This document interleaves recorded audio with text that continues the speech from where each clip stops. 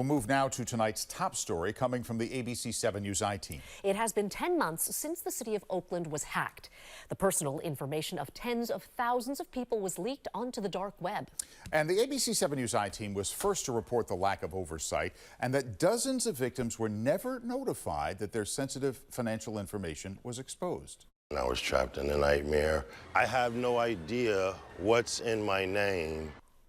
And tonight, we are learning what's happened since. That's right. I-Team reporter Stephanie Sierra has been tracking every development of this story. She is here tonight with details. Stephanie? Yeah, there's been a lot of them, Dan and Dion, especially given we've been following this now for nearly a year. Thinking back, the aftermath of this hack started with one oversight after another, and the city even admits they were not prepared. There was outdated IT infrastructure, a lack of warning, and a lack of overall investment. Tonight, we want to introduce you to one of the victims that's living with the impacts.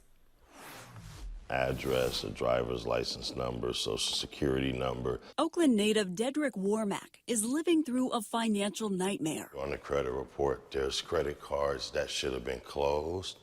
They're now open with balances of like 17,000, 30-something thousand, and I don't have them right now. Yeah, I have no idea what's going on. Months after the city's network was hacked, he says his credit score dropped more than 200 points.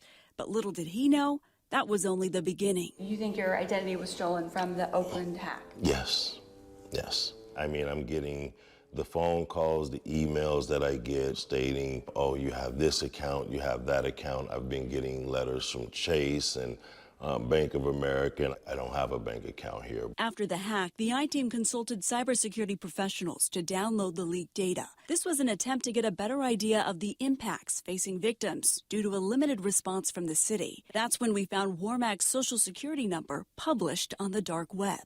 If you look at my email now, my entire list of emails, it all reads fraud. It looks like my junk mail. Warmack is one of dozens of victims the I-Team contacted who previously filed a claim with the city alleging injury, but instead ended up with their sensitive financial information leaked. Now he says fraudulent checks are being made in his name. So I don't know what this is. $2,000? Yeah. To strange sewage and water bills being sent to him. The water and sewage wasn't from East Bay Mud. Like, what is that? Is that New England? So how can I have an open balance? And then this. There's things that are popping up on my phone. I'm getting notices about refinancing a home, and I'm like, I pay rent. Warmack believes someone has even purchased a home in his name. Somebody has something in my name somewhere since October. I've been getting things from Best Buy about kitchen installations. And to add to the stress, he says he didn't even know about it until we contacted him. Now he's scrambling to get help, like many others. In April, we spoke to dozens of victims on the phone and in person, but not one said they received any notice from the city that their personal and financial information was impacted. We kept some of their identities anonymous. My information was found on the dark web. Put an apartment in my name without me even knowing.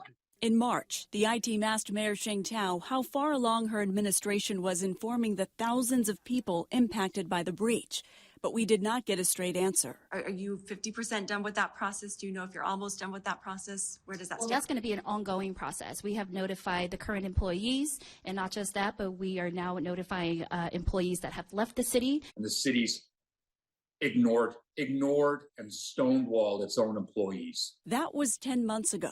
Today, we're told the city's notification process has been completed for several months, but the I-Team continues to receive complaints from residents affected. I never heard anything. No.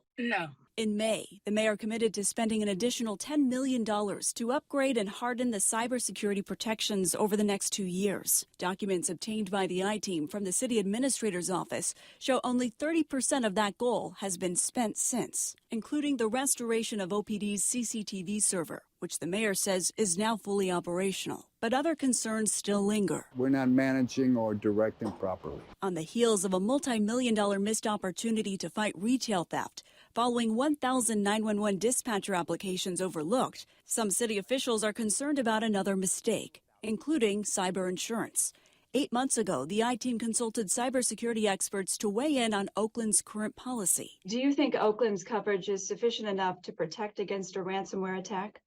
You know, it seems like it's mostly covering comprehensive electronic information and security liability coverage, shutting down systems, the downstream effect, not able to deliver services. This policy not necessarily designed to meet those needs. But the I-Team was told the city's cyber insurance policy has not changed. It's leaving victims like Warmack wanting to leave the city, worried this nightmare won't end. You know, if Oakland can't protect themselves, how are they going to protect our information?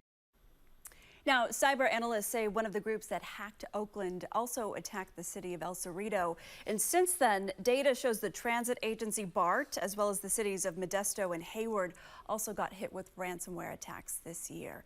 So it goes to show the overall need for IT infrastructure investments. Certainly, yeah. You can only imagine how many more people have been impacted by this. Exactly. All right, Stephanie, thank you.